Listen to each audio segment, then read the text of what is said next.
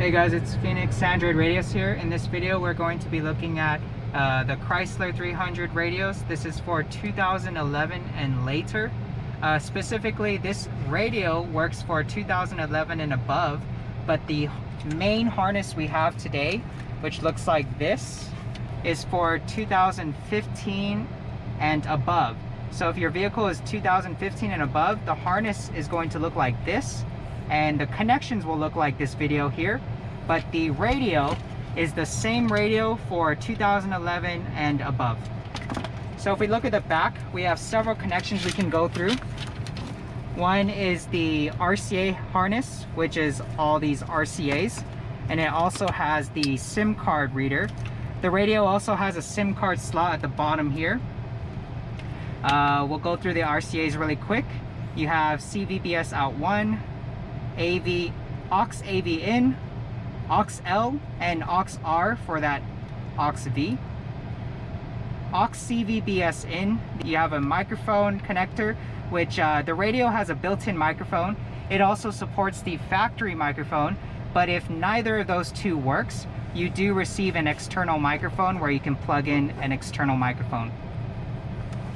You have FR out, FL out, the RCAs for outs on aftermarket sound, as well as a subwoofer RCA.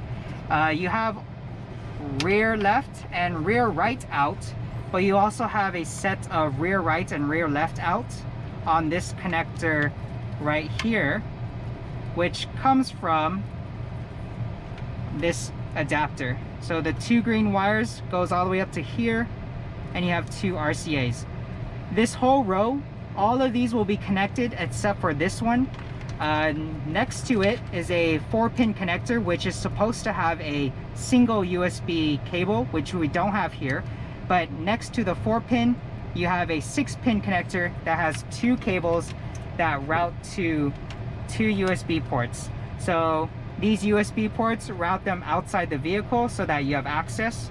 You can plug in a flash drive with video or audio files. You can also do Apple CarPlay or Android Auto. Next to the two USB cable, you have the 10-pin connector for the factory or aftermarket backup camera, which is labeled CCD AV in. So the whole row here is used, all except for this large connector here. You have the radio antenna, the Wi-Fi antenna, which is 5G gigahertz band supported, the GPS connector.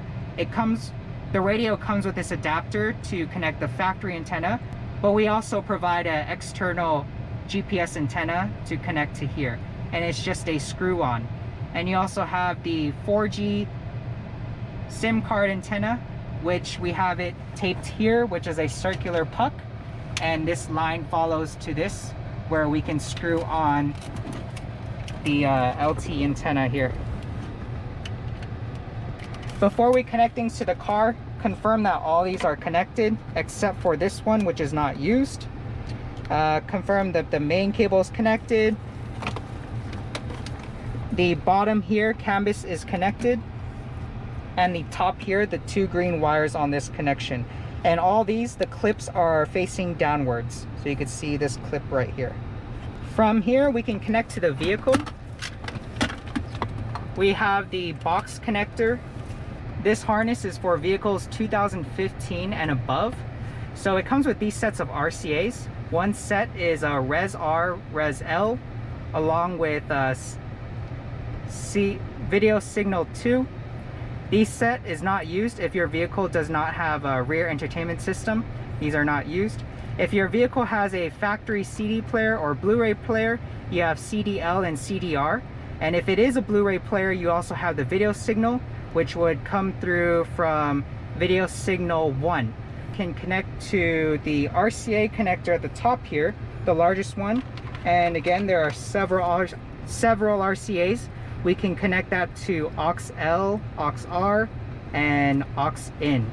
So if we have a factory Blu-ray player, that will be the video feed through aux V in, aux L, and aux R, going to CDL and CDR. The other RCAs on the large box plug are aux in and aux L in.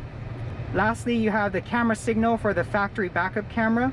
This male RCA connects to the top here on the 10-pin connector with a single RCA.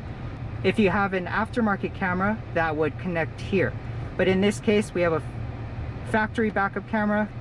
This connects together and it comes from the box plug. Once that's connected, we'll connect the box plug as well as the air conditioning plug down here, which corresponds to this red connector for the AC and this red connector for the box. You can see we have several things connected already. We have this adapter for the factory USB port, and connect the male part to a secondary one. So we're looking at the cable with the 2 USB ports connected to one of the 2. And from here, connect a USB flash drive to the factory USB port on the car. And with the adapter, both USB ports should work. If you plug in a flash drive with audio files or video files, you can see it on the File Manager app on the radio. We've also connected the radio antenna adapter, and we're using the white connector. This connection goes to the back of the radio, and that's what the adapter looks like. Majority of the time it is the white one, but test the other ones if your radio signal is not strong. So we'll connect the radio antenna adapter at the back here and connect the air conditioning plug here. You will hear a beep. Hearing the beep is good. We can connect the box plug. The latch is up.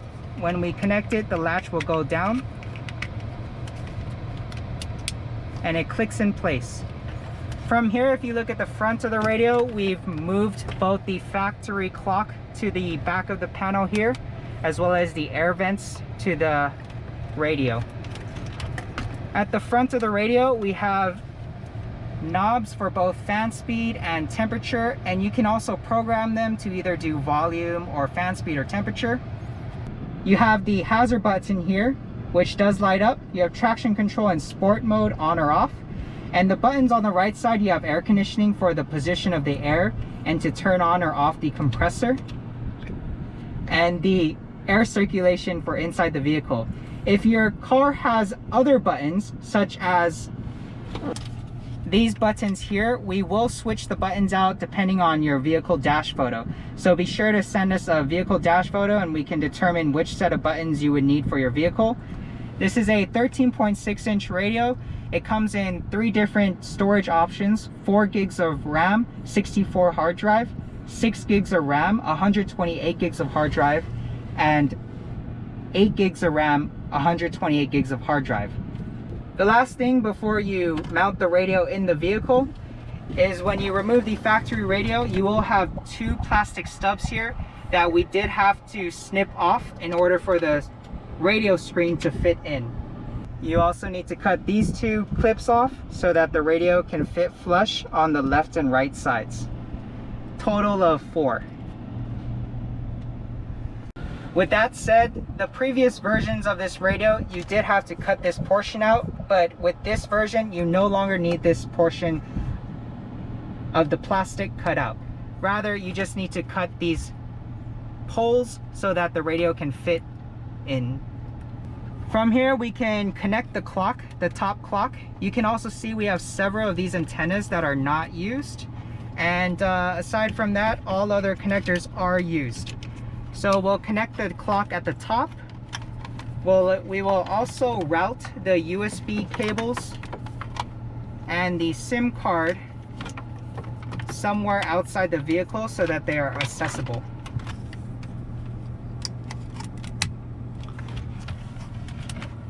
Because we cut the 2 tabs, we can now fit the radio into the car.